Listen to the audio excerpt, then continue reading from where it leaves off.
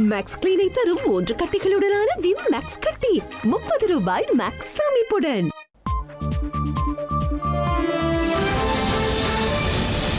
வணக்கம், இது ஐபிசி தமிழின் செய்தி நேரம். முதலில் தலைப்புச் செய்திகள்.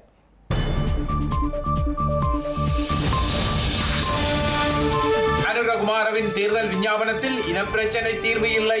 பெருந்தேசியவாத வாக்கு அறுவடைக்காக தமிழரின் தேசிய பிரச்சனை இருட்டடிப்பு. தமிழ் பொது வேட்பாளருக்குரிய தேர்தல் விஞ்ஞாபனத்தை வெளியிட முனைப்பு. தென்னிலங்கை அழைப்புகள் தொடர்பாக யாழில் இன்று பேசிய பொது கட்டமைப்பு.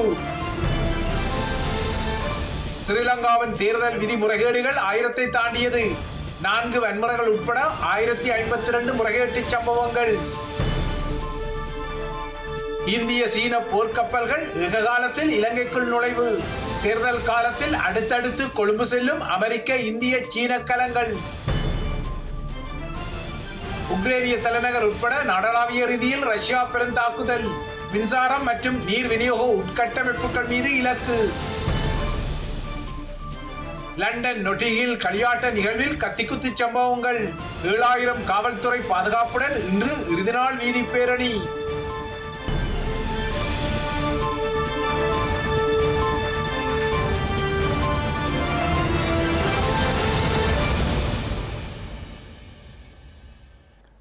தொடர்வது விரிவான செய்திகள். ஸ்ரீலங்காவின் தேர்தல் களத்தில் தேசிய மக்கள் சக்தியின் வேட்பாளர் அனுரகுமார திசாநாயக்கவின் தேர்தல் விஞ்ஞாபனம் இன்று வெளியான நிலையில் அதில் ஈழத்தமிழ் மக்களின் தேசிய இன பிரச்சினைக்கு தீர்வு வழங்குவது குறித்து எந்த விடயங்களும் குறிப்பிடப்படவில்லை.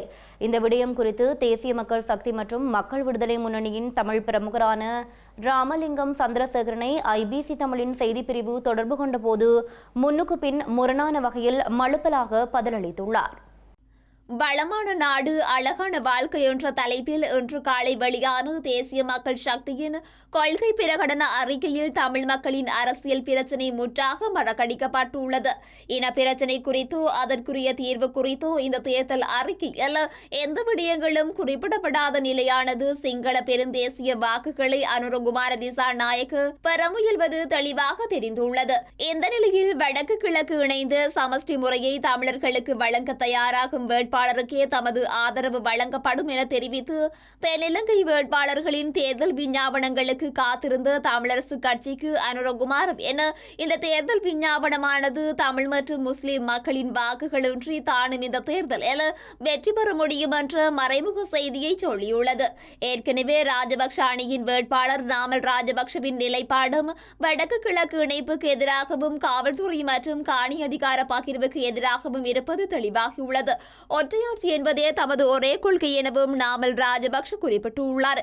இதன் அடிப்படையில் நாளை மறுதினம் வெளியாகும் சஜித் பிரேமதாசவின் விஞ்ஞாபனத்திலும் வடக்கு கிழக்கு இணைந்து சமஷ்டி முறை தீர்வுக்குரிய பரிந்துரை இல்லாமல் விட்டால் தென்னிலங்கை வேட்பாளர்களுக்கு ஆதரவு வழங்கும் முடிவை எடுப்பதில் தமிழரசு கட்சி சவால்களை எதிர்நோக்கக்கூடும் எனவும் கருதப்படுகின்றது.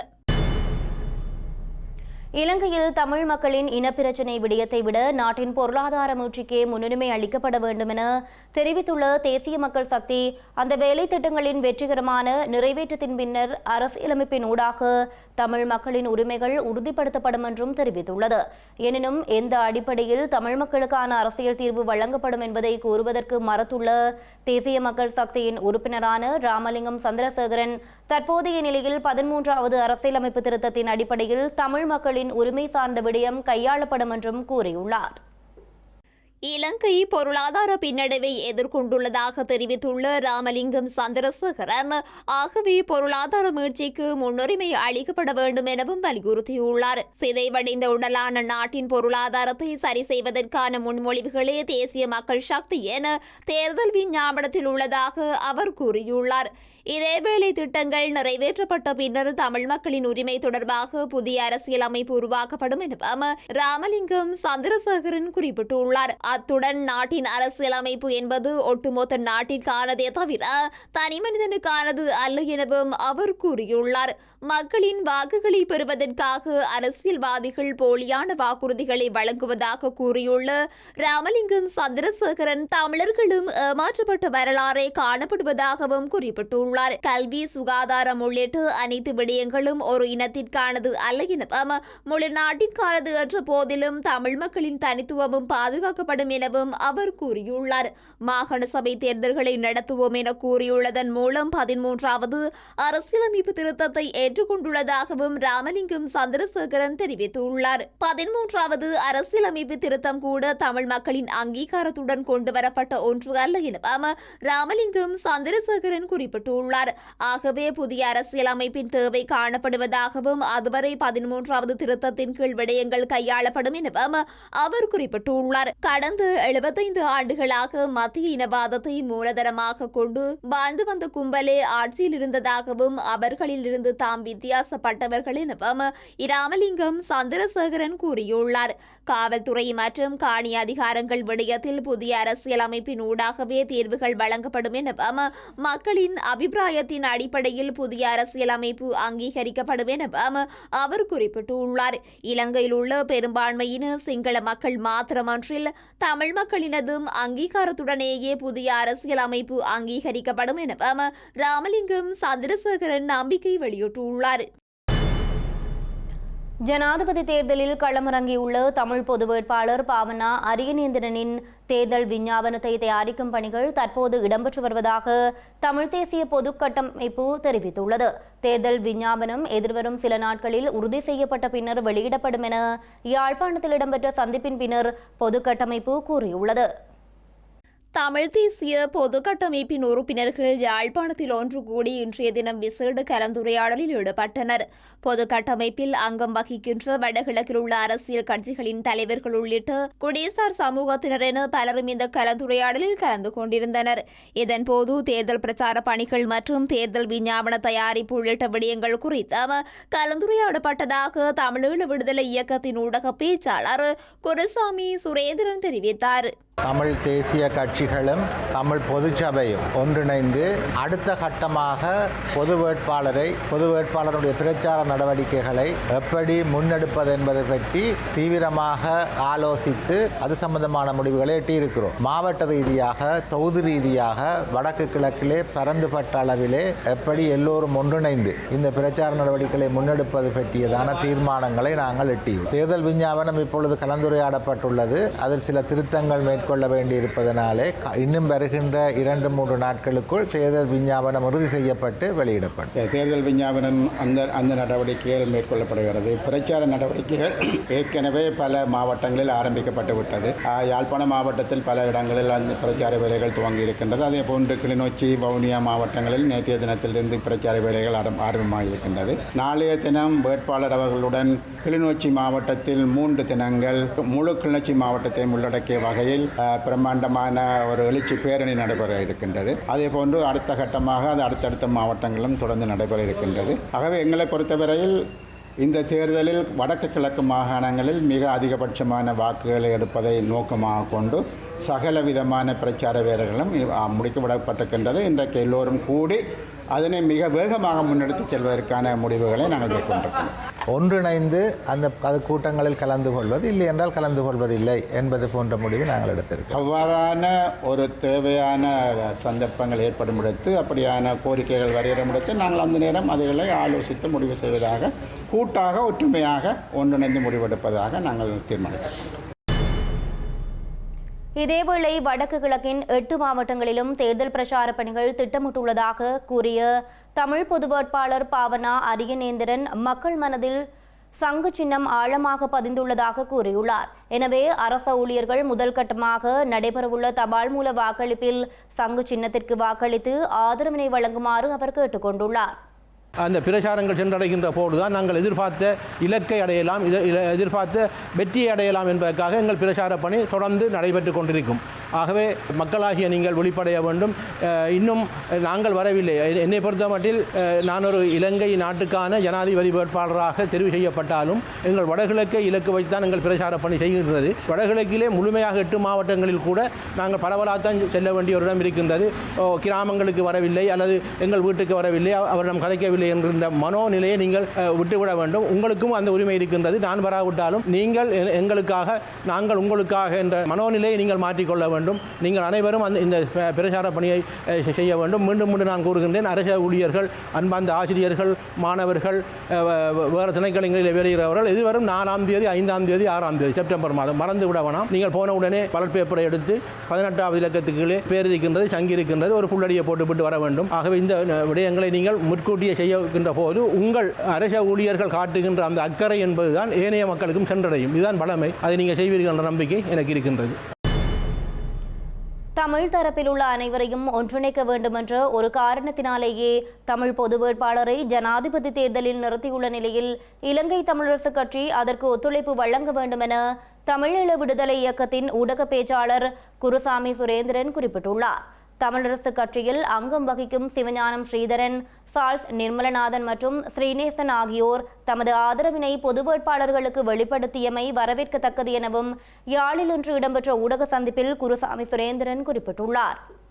தமிழரசுக் கட்சி இந்த பொது வேட்பாளரை நாங்கள் அறிமுகப்படுத்திய பிரதான நோக்கங்களில் ஒன்றானது இந்த தமிழ் தரப்புகள் அனைவரையும் ஒன்றிணைக்க வேண்டும் என்ற நோக்கத்திலேயே அது களமிறக்கப்பட்டிருக்கிறார். ஆகவே தமிழரசுக் கட்சியும் எங்களோடு இணைந்து இந்த ஜனாதிபதி வேட்பாளர் விடயத்திலே ஒன்றித்து பயணிக்க வேண்டும் என்ற எங்களுடைய பலமான கோரிக்கை பல தடவைகள் முன்வைக்கப்பட்டிருக்கிறது. எங்களுடைய கட்சி தலைவர் செல்வம் அடைக்கலநாதன் அவர்கள் கூட முல்லைத்தீவிலே நடந்த கூட்டத்திலே தமிழரசுக் கட்சிக்கான ஒரு கோரிக்கையை விடுத்திருக்கிறார். இருப்பினும் தமிழரசுக் கட்சியில் இருக்கக்கூடிய பிரதானமான ஏற்கனவே தெரிவு செய்யப்பட்ட தலைவர் ஸ்ரீதரன் அவர்கள் அதற்கு ஆதரவு தெரிவித்திருக்கிறார். நேற்றைய தினம் மட்டக்களப்பிலே ஸ்ரீநேசன் அவர்கள் அதற்கு ஆதரவு தெரிவித்திருக்கிறார். சார்ல்ஸ் நிர்மலநாதன் அவர்கள் ஆதரவு தெரிவித்திருக்கிறார்கள். ஆகவே அங்கிருக்கக்கூடிய பிரமுகர் பலர் இந்த பொது வேட்பாளருக்கான ஆதரவு தெரிவித்து வருவதை நாங்கள் அவதானிக்கிறோம். அது அவர்களும் அதில் இணைந்து கொள்வதாக இருந்தால் அது வரவேற்கத்தக்க விடயம். ஜனாதிபதி தேர்தலில் ஜனாதிபதி ரணில் விக்ரமசிங்கவின் வெற்றியை உறுதிப்படுத்தும் வகையில் நீண்ட காலமாக ஸ்ரீலங்கா சுதந்திர கட்சியை பிரதிநிதித்துவப்படுத்திய செயற்பாட்டாளர்கள் பலர் இணைந்து கொண்டுள்ளனர். களுதுறை தொகுதியில் ஸ்ரீலங்கா சுதந்திர கட்சியின் பிரதம அமைப்பாளராக செயற்பட்டு பிரியங்கனி அபேவீர, ஸ்ரீலங்கா சுதந்திர கட்சியின் கம்பகா தொகுதியின் பிரதான அமைப்பாளர் ST பண்டாரநாயக்கவின் பேரன் பிரவீன் டயஸ் பண்டாரநாயக்க, கொலன்ன தொகுதி ஸ்ரீலங்கா சுதந்திர கட்சியின் பிரதம அமைப்பாளர் சாந்தரத் நாயக உள்ளிட்ட ஸ்ரீலங்கா சுதந்திர கட்சியின் அமைப்பாளர்கள் பலர் ஜனாதிபதியுடன் இணைந்துள்ளனர். இன்று முற்பகல் கொழும்பு பிளவர் வீதியில் உள்ள ஜனாதிபதி ரணில் விக்ரமசிங்கவின் அரசியல் அலுவலகத்திற்கு சென்று ஜனாதிபதியின் வெற்றிக்காக அர்ப்பணிப்புடன் செயற்படுவதாக அறிவித்தார்கள். கடந்த காலத்தில் நாட்டில் ஏற்பட்ட பொருளாதார வீழ்ச்சியை கருத்தில் கொண்டு கட்சி பேதமின்றி அனைவரையும் ஒன்றிணைத்து ஜனாதிபதி ரணில் விக்ரமசிங்க நாட்டின் பொருளாதாரத்தை காப்பாற்றியதாக சுட்டிக்காட்டிய பிரதிநிதிகள் நாட்டு மக்கள் அனைவரும் ஜாதி மத கட்சியின பேதமின்றி எரிபொருள் மற்றும் எரிவாயு வரிசையில் நின்று தவித்துள்ளதாகவும் நாட்டில் மீண்டும் இவ்வாறானதொரு நிலை ஏற்பட இடமளிக்க முடியாது எனவும் தெரிவித்துள்ளனர். சஜித் பிரேமதாச மற்றும் அனுரகுமார திசாநாயக்க ஆகியோர் உண்மையை மறைத்து பொய்யை விதைத்தாலும் நாட்டு மக்கள் தற்போது உண்மையை உணர்ந்து கொண்டுள்ளதாகவும் அவர்கள் மேலும் சுட்டிக்காட்டியுள்ளனர். ஸ்ரீலங்காவின் ஜனாதிபதி தேர்தல் தொடர்பில் ஸ்ரீலங்கா தேர்தல் ஆணைக்குழுவுக்கு 1000க்கும் மேற்பட்ட முறைப்பாடுகள் பதிவு செய்யப்பட்டுள்ளன. இதற்கமைய இதுவரை சுமார் 1052 முறைப்பாடுகள் கிடைக்கப்பெற்றுள்ளதாக ஸ்ரீலங்கா தேர்தல்கள் ஆணைக்குழு தெரிவித்துள்ளது. இலங்கையில் நடைபெறவுள்ள ஜனாதிபதி தேர்தலுக்கான பிரச்சார நடவடிக்கைகளை ஜனாதிபதி வேட்பாளர்கள் ஆரம்பித்துள்ள நிலையில் நாளாந்தம் பதிவாகும் தேர்தல் முறைப்பாடுகளின் எண்ணிக்கை அதிகரித்து வருகின்றது. இதற்கமைய ஸ்ரீலங்கா ஜனாதிபதி தேர்தல் தொடர்பில் தேர்தல்கள் ஆணைக்குழுவின் முறைப்பாட்டு முகாமைத்துவ மையத்திற்கு 472 முறைப்பாடுகளும், மாவட்ட முறைப்பாட்டு முகாமைத்துவ நிலையங்களுக்கு 534 முறைப்பாடுகளும் கிடைக்கப்பெற்றுள்ளதாக தெரிவிக்கப்பட்டுள்ளது. அத்துடன் வன்முறை சம்பவம் தொடர்பில் 4 முறைப்பாடுகளும், வேறு சம்பவங்கள் தொடர்பில் 42 முறைப்பாடுகளும் கிடைக்கப்பெற்றுள்ளன. மேலும் கடந்த 24 மணித்தியாலத்தில் 127 முறைப்பாடுகள் கிடைக்கப்பெற்றுள்ள நிலையில் தேர்தல்கள் ஆணைக்குழுவின் முறைப்பாட்டு முகாமைத்துவ மையத்திற்கு 12 முறைப்பாடுகளும், மாவட்ட முறைப்பாட்டு முகாமைத்துவ நிலையங்களுக்கு 93 முறைப்பாடுகளும் கிடைக்கப்பெற்றுள்ளதாக தெரிவிக்கப்பட்டுள்ளது. வன்முறை சம்பவம் தொடர்பில் 3 முறைப்பாடுகளும், வேறு சம்பவங்கள் தொடர்பில் 19 முறைப்பாடுகளும் கிடைக்கப்பெற்றுள்ளன. ஸ்ரீலங்கா ஜனாதிபதி தேர்தலில் களமிறங்கும் வேட்பாளர்கள் குறித்து சட்டவிரோதமான முறையில் மேற்கொள்ளப்படும் கருத்து கணிப்புகளுக்கு எதிராக சட்ட நடவடிக்கை எடுக்கப்படும் என ஸ்ரீலங்கா தேர்தல்கள் ஆணைக்குழு எச்சரித்துள்ளது.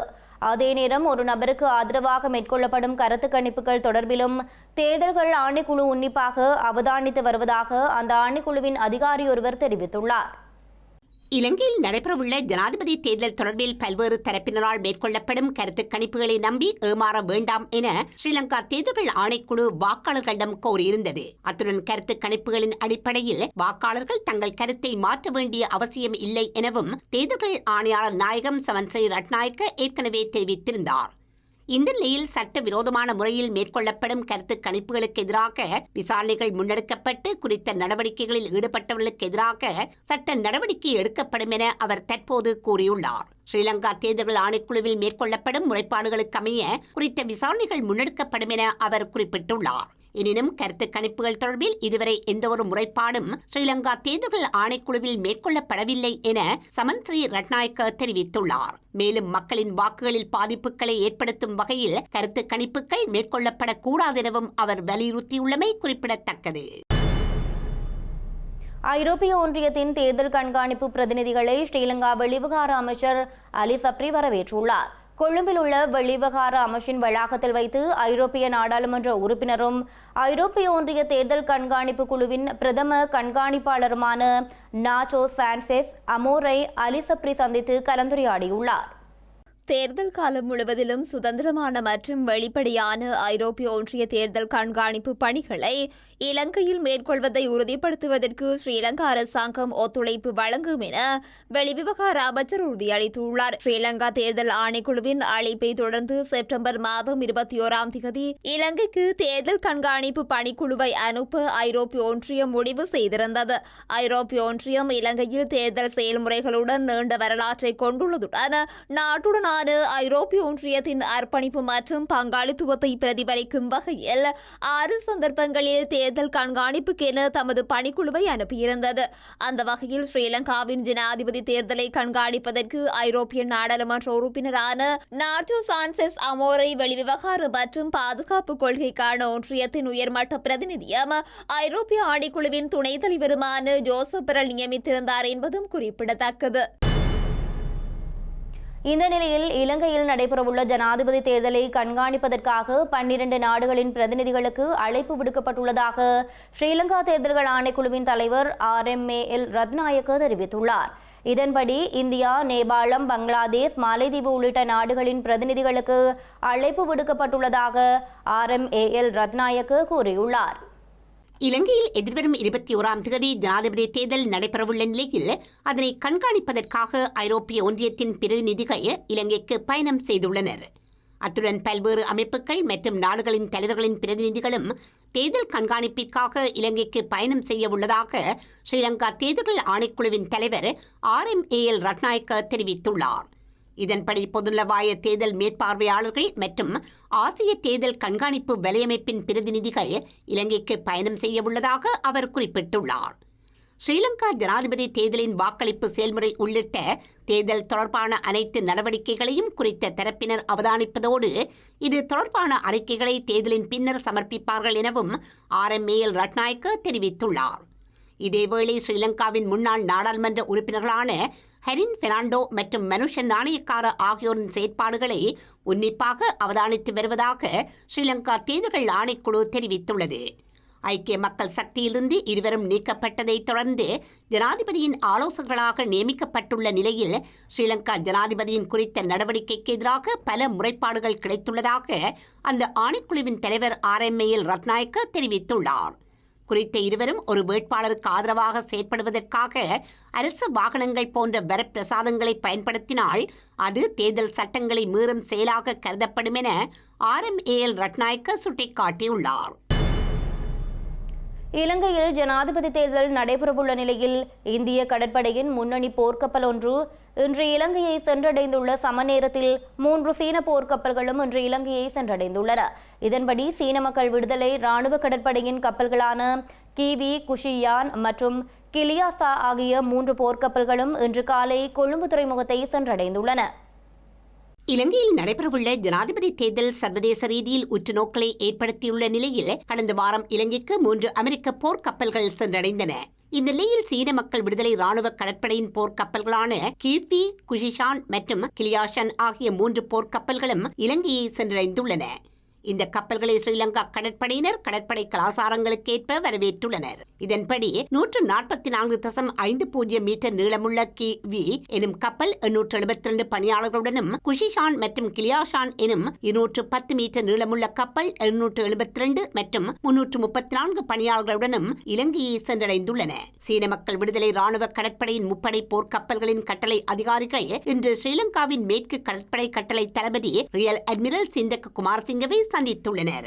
2 நாட்டு கடற்படையினருக்கும் இடையிலான நட்புறவை வலுப்படுத்தும் வகையில் ஸ்ரீலங்கா கடற்படையினரால் ஏற்பாடு செய்யப்பட்டுள்ள தொடர் நிகழ்ச்சிகளில் இந்த கப்பல்களில் இலங்கையை சென்றடைந்துள்ள பணியாளர்கள் பங்கேற்றுள்ளனர். இந்த கப்பல்களில் இலங்கையை சென்றடைந்த பணியாளர்கள் கொழும்பில் தங்கியிருக்கும் போது நாட்டின் சில சுற்றுலா தலங்களுக்கும் பயணம் செய்வார்கள் எனவும் ஸ்ரீலங்கா கடற்படையின் ஊடகப் பிரிவு வெளியிட்டுள்ள அறிக்கையில் தெரிவிக்கப்பட்டுள்ளது. இந்த 3 கப்பல்களும் எதிர்வரும் 29ஆம் தேதி இலங்கையிலிருந்து வெளியேறவுள்ளதாக தெரிவிக்கப்பட்டுள்ளது. இதேவேளை இந்திய கடற்படையின் முன்னணி போர்க்கப்பலான INS மும்பை இன்றைய தினம் இலங்கையை சென்றடைந்துள்ளது. சுமார் 163 மீட்டர் நீளமுடைய இந்த கப்பலும் எதிர்வரும் 29ஆம் தேதி இலங்கையிலிருந்து வெளியேறவுள்ளதாக தெரிவிக்கப்பட்டுள்ளது. இந்த கப்பலில் இலங்கையை சென்றடைந்துள்ள தரப்பினர் நாட்டின் பல்வேறு பகுதிகளுக்கும் சுற்றுலா பயணங்களை மேற்கொள்வார்கள் எனவும் மேலும் கூறப்பட்டுள்ளமை குறிப்பிடத்தக்கது. கனடாவில் கனடிய தமிழக பேரவையான திருவிழாவில் நடத்தப்பட்ட முற்றுகை போராட்டம் குறித்த வாத பிரதிவாதங்கள் சமூக வலைதளங்களில் இடம்பெற்று வருகின்றன. கனேடிய தமிழர் பேரவை கடந்த வருடம் ஸ்ரீலங்கா அரசுடன் தொடர்பாடல்களை பேணிய விடயம் புலம்பெயர் தமிழர்களின் விருப்பத்திற்கு மாறாக இமாலய பிரகடனம் போன்ற நகர்வுகளில் ஈடுபட்டமையும் அந்த அமைப்பு மீதான அதிருப்திகளை அதிகரித்த நிலையில் இந்த போராட்டம் மற்றும் குழப்பங்கள் இடம்பெற்றுள்ளன. புலம்பெயர் ஈழத்தமிழர்களின் மிகப்பெரிய ஒன்று கூடலாக பதிவாகும் இந்த திருவிழா இடம்பெற்ற இடத்திற்கு அருகில் இடம்பெற்ற போராட்டங்களின் பின்னணியில் தமிழகத்தின் பிரபல பாடகர் ஸ்ரீனிவாஸ் பங்கெடுத்த இசை நிகழ்ச்சியும் இடைநிறுத்தப்பட வேண்டி வந்தது. நிகழ்வு அரங்கை நோக்கி முட்டை வீச்சு இடம்பெற்றதையும் காணொளிகளில் காண முடிந்தது. இதன் பின்னர் குறித்த பாடகர் காவல்துறையின் பாதுகாப்போடு அழைத்துச் செல்லப்பட வேண்டிய நிலை எழுந்தது. இதற்கும் அப்பால் கனேடிய தமிழர் பேரவைக்கு எதிரான எதிர்ப்பின் ஒரு கட்டமாக பாடை ஊர்வலமும் நடத்தப்பட்டது. இந்த எதிர்ப்பு மற்றும் குழப்பங்களுக்கு இடையே நிகழ்வுகளில் ஊடாக நிறுவனம் ஒன்றின் வாகனம் உட்பட்ட 2 வாகனங்களும் தீயிடப்பட்டன. கடந்த 2015 முதல் ஆண்டுதோறும் ஆகஸ்ட் மாதத்தில் நிகழும் இந்த மிகப்பெரிய திருவிழா இந்த முறை கனேடிய தமிழர் பேரவையின் சர்ச்சைக்குரிய அரசியல் தொடர்புகளால் குழப்பப்பட்டுள்ளமை தற்போது சமூக வலைதளங்களில் வாத பிரதிவாதங்களை உருவாக்கியுள்ளது. ஸ்ரீலங்கா ஜனாதிபதி தேர்தல் சட்டங்களை மீறுபவர்களால் நாடு நேர்மையாகவும் நியாயமாகவும் ஆட்சி செய்யப்படும் என நம்ப முடியாது என இலங்கை கத்தோலிக்க ஆயர்கள் பேரவை தெரிவித்துள்ளது. அதே நேரம் நாட்டின் 4 பிரதான மதங்களிலும் விழுமியங்களுக்கு அமைய மற்றும் ஜனநாயக தார்மீக கோட்பாடுகளுக்கு இணங்க நாட்டை ஆட்சி செய்யும் தலைவர்களை தேர்ந்தெடுக்க மக்கள் தங்கள் வாக்குகளை பயன்படுத்த வேண்டும் என அந்த பேரவை வெளியிட்டுள்ள அறிக்கையின் மூலம் கோரியுள்ளது. ஸ்ரீலங்கா ஜனாதிபதி தேர்தல் தொடர்பில் கருத்து வெளியிட்ட இலங்கை கத்தோலிக்க ஆயர் பேரவை ஜனநாயகத்தின் 3 தூண்களான சட்டமன்றம், நிறைவேற்று அதிகாரம் மற்றும் நீதித்துறையின் சுதந்திரத்தை பாதுகாக்கும் ஒரு தலைவர் இலங்கைக்கு தேவை என சுட்டிக்காட்டியுள்ளது. இதனால் ஊழல்வாதிகளை பாதுகாக்கும் மற்றும் ஆதரிக்கும் அரசியல் கலாச்சாரத்தை மாற்றியமைக்க மக்கள் தங்களின் பெறுமதியான வாக்குகளை புத்திசாலித்தனமாக பயன்படுத்த வேண்டியது அவசியம் என அந்த பேரவை தெரிவித்துள்ளது. அத்துடன் பொய்யான வாக்குறுதிகளை வழங்கி வாக்காளர்களை ஏமாற்றுவதை தவிர்க்குமாறும் தேர்தல் பிரச்சார அமைப்பாளர்கள் மற்றும் ஆதரவாளர்கள் இது தொடர்பாக என்ன கூறுகின்றார்கள் என்பதில் கவனமாக இருக்குமாறும் ஜனாதிபதி வேட்பாளர்களை இலங்கை கத்தோலிக்க ஆயர் பேரவை கேட்டுக் கொண்டுள்ளது. இதேவேளை இலங்கையில் உள்ளூராட்சி மன்ற தேர்தல் தொடர்பான நீதிபதிகளின் தீர்ப்பை ஸ்ரீலங்கா அரசாங்கம் விமர்சித்துள்ளமை குறித்து கொழும்பு மறை மாவட்ட பேராயர் கர்தினால் மெல்கம் ரஞ்சித் தாண்டகை கண்டனம் வெளியிட்டுள்ளார். ஸ்ரீலங்கா அரசாங்கத்திற்கு எதிரான நீதிபதிகளின் உத்தரவு தொடர்பில் அரசாங்கம் விமர்சனங்களை முன்வைத்து வரும் நிலையிலேயே கொழும்பு மறைமாவட்ட பேராயர் வெளியிட்டுள்ள அறிக்கையில் இதனை குறிப்பிட்டுள்ளார். ஸ்ரீலங்கா அரசாங்கத்திற்கு ஆதரவாக நீதிமன்ற உத்தரவு பிறப்பிக்காமை குறித்து அண்மையில் அரசாங்கம் பல விமர்சனங்களை முன்வைத்து வருகின்றது. இந்த நிலையில் சுதந்திரமான மற்றும் ஜனநாயகமான ஒரு நாட்டில் நீதித்துறையின் சுயாதீன தன்மை மிக முக்கியமானது எனவும் போலி அறிவிப்புகள் மற்றும் பிரகடனங்களால் அவற்றை மாற்ற முடியாது எனவும் கொழும்பு மறைமாவட்ட பேராயர் கர்தினால் மெல்கம் ரஞ்சிதாண்டகை தெரிவித்துள்ளார்.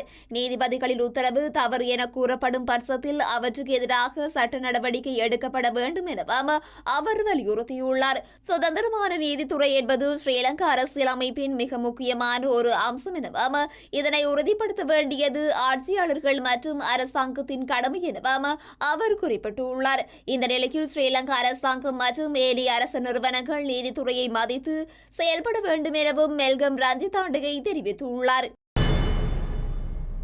கிழக்கு மாகாணத்துக்கு முஸ்லிம் ஒருவர் ஆளுநராக நியமிக்கப்பட வேண்டுமென்ற எந்த ஒரு உடன்படிக்கையையும் ஐக்கிய மக்கள் சக்தியின் ஜனாதிபதி வேட்பாளர் சஜித் பிரேமதாசவுடன் மேற்கொள்ளப்படவில்லை என முன்னாள் கிழக்கு மாகாண ஆளுநர் MLAM கிஸ்புல்லா தெரிவித்துள்ளார். தமிழ் மக்கள் விடுதலை புலிகள் கட்சியினர் தமிழ் முஸ்லிம் மக்களுக்கிடையில் இனமோதல்களை ஏற்படுத்தி வாக்குகளை பெற முனைகின்றனர் என அவர்கள் கூறியுள்ளனர்.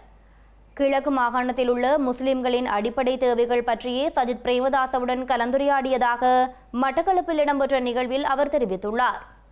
ஜனாதிபதி ரணில் விக்ரமசிங்க அவர்களோடு என்னோடு பேசிய போது நான் சொன்னேன், என்னுடைய கட்சி உங்களோடு வந்து அது தீர்மானிக்குமாக இருந்தால் என்னுடைய முழு பங்களிப்பை நான் வழங்குவேன். ஏனென்றால் நான் கட்சியோடு சேர்ந்திருக்கிறேன். கட்சியுடைய தீர்மானம் இறுதி தீர்மானம் என்று சொன்னேன். அந்த வகையிலே எனக்கும் அவருக்கும் இடையிலே அப்படி எந்த ஒரு பிரச்சனையும் கிடையாது. தனிப்பட்ட எந்த பிரச்சனையும் இல்லாது அவருக்கும் எனக்கும் உள்ள உறவு அது தொடர்ந்து இருக்கும். அந்த உறவு இது உண்மையிலே அப்பட்டமான ஒரு பொய். அப்படி எந்த ஒரு பேச்சுவார்த்தையுமே நாங்கள் நடத்தவில்லை. பொதுவாக கிழக்கு மாநிலத்தில் வாழுகிற முஸ்லிம்களுடைய பல்வேறுபட்ட பிரச்சனைகள், குறிப்பாக எங்களுடைய எதிர்கால கல்வி, சுகாதாரம், பல பிரச்சனைகள் முழு நாட்டிலும் இருக்கிற பிரச்சனை நாங்கள் கலந்துரையாடி இருக்கிறோம். ஆகவே கலந்துரையாடு தொடர்பான நடவடிக்கைகளை அவற்றை மேற்கொள்ள வேண்டும் என்று எங்களுக்குள்ளே பேசியிருக்கிறோம். இதை தவிர கிழக்கு மாகாணத்துக்கு ஒரு முஸ்லிம் ஆளுநர் வேண்டும் என்கின்ற எந்த ஒரு உடன்படிக்கையை நாங்கள் செய்யவில்லை. இது வேணுமென்றே முஸ்லீம்களுக்கும் தமிழ் மக்களுக்கும் இடையிலே ஒரு பிளவை உண்டு பண்ணி அதன் மூலமாக தமிழ் மக்களுடைய உணர்வுகளை தூண்டி அதன் மூலமாக தங்களுடைய வேட்பாளருக்கு வாக்குகளை பெறுவதற்கு தமிழ் மக்கள் விடுதலை புலிகள் கட்சியினுடைய உறுப்பினர்கள் செய்கின்ற இந்த கைங்கரியை உண்மையிலேயே இனங்களுக்கு இடையே மீண்டும் ஒரு இன மோதலை ஏற்படுத்துவதற்கான முயற்சியாகவே நாங்கள் பார்க்கின்றோம். சர்வதேச காணாமலாக்கப்பட்டவர்களின் நினைவு தினத்தை முன்னிட்டு வடக்கு கிழக்கு மாகாணங்களில் போராட்டங்கள் முன்னெடுக்கவுள்ள நிலையில் கிளிநொச்சி கண்காட்சி ஒன்று நடத்தப்பட்டுள்ளது. நீதிக்கான பயணம் என்ற தொனிப்பொருளில் கிளிநொச்சியில் இந்த சித்திர கண்காட்சி இடம்பெற்றுள்ளது. இலங்கையில் இடம்பெற்ற யுத்தம் காரணமாக காணாமல் ஆக்கப்பட்ட உறவினர்களின் இளைஞர்கள் யுவதிகளின் கைவண்ணத்தில் உருவான சித்திர கண்காட்சி இன்று கிளிநொச்சியில் நடத்தப்பட்டுள்ளது. குறித்த கண்காட்சியானது கிளிநொச்சி டிப்போ சந்தியில் இன்று காலை 10 மணி முதல் 1 மணி வரை இடம்பெற்றுள்ளது. எதிர்வரும் 30ஆம் தேதி அன்று காணாமல் ஆக்கப்பட்டோர் தினம் நினைவு கூறப்படவுள்ள நிலையில் அதன் ஒரு அங்கமாக குறித்த கண்காட்சி இடம்பெற்றுள்ளது. இதில் வடமாகாணத்தை சேர்ந்த 5 மாவட்டங்களின் காணாமல் ஆக்கப்பட்டோரின் உறவினர்களின் சித்திரங்களும் காட்சிப்படுத்த வவுனியா கனகராயன்குளம் சின்னம்படம் பகுதியில் சுவிட்சர்லாந்திலிருந்து வந்த நபர் ஒருவர் கொலை செய்யப்பட்டுள்ளார். இந்த கொலை சம்பவம் இன்று அதிகாலை இடம்பெற்ற நிலையில் காவல்துறையினர் விசாரணைகளை மேற்கொண்டு வருகின்றனர். சுவிட்சர்லாந்திலிருந்து வவுனியாவிற்கு கோவில் திருவிழா ஒன்றுக்காக சென்று செல்லத்துறை நிமலநாதன் என்பவரே கொலை செய்யப்பட்ட நிலையில் சடலமாக மீட்கப்பட்டுள்ளார். குறித்த நபர் சின்னடமன் கிராமத்தில் உள்ள தனது உறவினரின் வீடு ஒன்றில் தங்கியிருந்த நிலையில் இன்று காலை கொலை செய்யப்பட்ட நிலையில் சடலமாக மீட்கப்பட்டுள்ளார். கொலை செய்யப்பட்ட நபரும் புதிய நபரும் கோவில் திருவிழாவிற்கு சென்ற பின்னர் தமது உறவினர் வீட்டில் தனியாக தங்கியுள்ளனர். இதன்போது வீட்டிற்குள் நுழைந்த கும்பல் ஒன்று தாக்குதலை மேற்கொண்டதுடன் ஒரு நபரை வீட்டின் வெளியே கொண்டு சென்று எறிந்த பின்னர் மற்ற நபரை வீட்டிற்குள் வைத்து கொலை செய்துவிட்டு தப்பி ஓடியுள்ளனர். சம்பவ இடத்திற்கு பதில் நீதிபதி சிரேஷ்ட சட்டத்தரணி திருவருள் சென்று சடலத்தை பார்வையிட்ட நிலையில் சடலம் பிரேத பரிசோதனைகளுக்காக வவுனியா வைத்தியசாலையில் வைக்கப்பட்டுள்ளது. இது தொடர்பான விசாரணைகளை கனகராயன்குளம் காவல்துறையினர் முன்னெடுத்துள்ளனர். மேலும் சில உள்ளூர் செய்திகள் தொடர்கின்றன.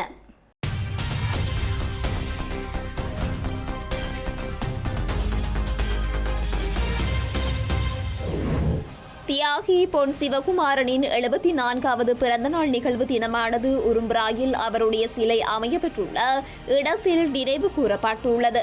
குறித்த நிகழ்வில் தியாகி பொன் சிவகுமாரனின் சகோதரி ஈகை சுடரனை ஏற்றி நிகழ்வினை ஆரம்பித்து வைத்திருந்தார். பாம்பன் அடுத்த அக்காள்மடம் வடக்கு பாக்ஜால சந்தி கடல் வழியாக இலங்கைக்கு கடத்துவதற்காக படகில் பதுக்கி வைத்திருந்த 780 கிலோ பேடி இலை பொதிகள் பாம்பன் காவல்துறையினரால் பறிமுதல் செய்யப்பட்டுள்ளன. கடத்தலுக்கு பயன்படுத்திய வாகனம் மற்றும் நாட்டு படகொன்றும் காவல்துறையினரால் பறிமுதல் செய்யப்பட்டுள்ளது. குறித்த பேடி இலைகள் இந்திய மதிப்பில் 5,46,000 ரூபாய் என கண்டறியப்பட்டுள்ளது. குறித்த சம்பவத்துடன் தொடர்புடைய சந்தேக நபர்கள் அங்கிருந்து தப்பியோடிய நிலையில் சந்தேகத்தின் அடிப்படையில் தங்கச்சி மடத்தை சேர்ந்த ஒருவரை காவல்துறையினர் தீவிரமாக தேடி வருகின்றனர். தேசிய சிறுவர் பாதுகாப்பு அதிகார சபையின் தேசிய வேலை திட்டத்தின் கீழ் பாடசாலை மாணவர்களை ஏற்றிருக்கும் சாரதிகள் மற்றும் அவர்களது உதவியாளர்களுக்கான விழிப்புணர்வு நிகழ்ச்சியானது இன்று கல்முனை பிரதேச செயலகத்தில் நடைபெற்றுள்ளது. குறித்த நிகழ்வானது பிள்ளைகளின் பாதுகாப்பு சாரதிகளின் கைகளில் எனும் தொனிப்பொருளில் முன்னெடுக்கப்பட்டுள்ளது. மட்டக்களப்பில் சமூக நலன்புரி அமைப்பின் ஏற்பாட்டில் மட்டக்களப்பு கல்முனை பிரதான வீதியில் விவேகானந்தா சிறுவர் பூங்கா நேற்றைய தினம் திறந்து வைக்கப்பட்டுள்ளது. குறித்த விவேகானந்தா பூங்கா சிறுவர்களுக்கான பொழுதுபோக்கு தளம் என்பதற்கு அப்பால் ஆன்மீக உணர்வை தூண்டும் ஒரு விவேகானந்தரின் ஆலயம் போன்ற தோற்றப்பாட்டை ஏற்படுத்தும் வகையில் அமைக்கப்பட்டுள்ளது.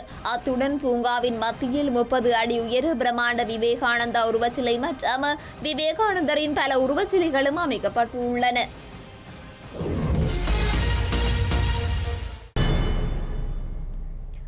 செய்திகளின் நிறைவாக இனி மீண்டும் தலைப்புச் செய்திகள்.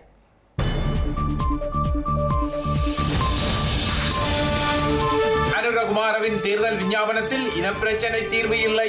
பெருந்தேசியவாத வாக்கு அறுவடைக்காக தமிழரின் தேசிய பிரச்சனை இருட்டடிப்பு. தமிழ் பொது வேட்பாளருக்குரிய தேர்தல் விஞ்ஞாபனத்தை வெளியிட முனைப்பு. தென்னிலங்கை அழைப்புகள் தொடர்பாக யாழில் இன்று பேசிய பொது கட்டமைப்பு. ஸ்ரீலங்காவின் தேர்தல் விதி முறைகேடுகள் 1000-ஐ தாண்டியது. 4 வன்முறைகள் உட்பட 1052 முறைகேட்டு சம்பவங்கள். இந்திய சீன போர்க்கப்பல்கள் ஏககாலத்தில் இலங்கைக்குள் நுழைவு. தேர்தல் காலத்தில் அடுத்தடுத்து கொழும்பு செல்லும் அமெரிக்க இந்திய சீன கலங்கள். உக்ரைனிய தலைநகர் உட்பட நாடளாவிய ரீதியில் ரஷ்யா பெருந்தாக்குதல். மின்சாரம் மற்றும் நீர் விநியோக உட்கட்டமைப்புகள் மீது இலக்கு. லண்டன் நொட்டிங்கில் களியாட்ட நிகழ்வில் கத்திக்குத்து சம்பவங்கள். 7000 காவல்துறை பாதுகாப்புடன் இன்று இறுதிநாள் வீதி பேரணி.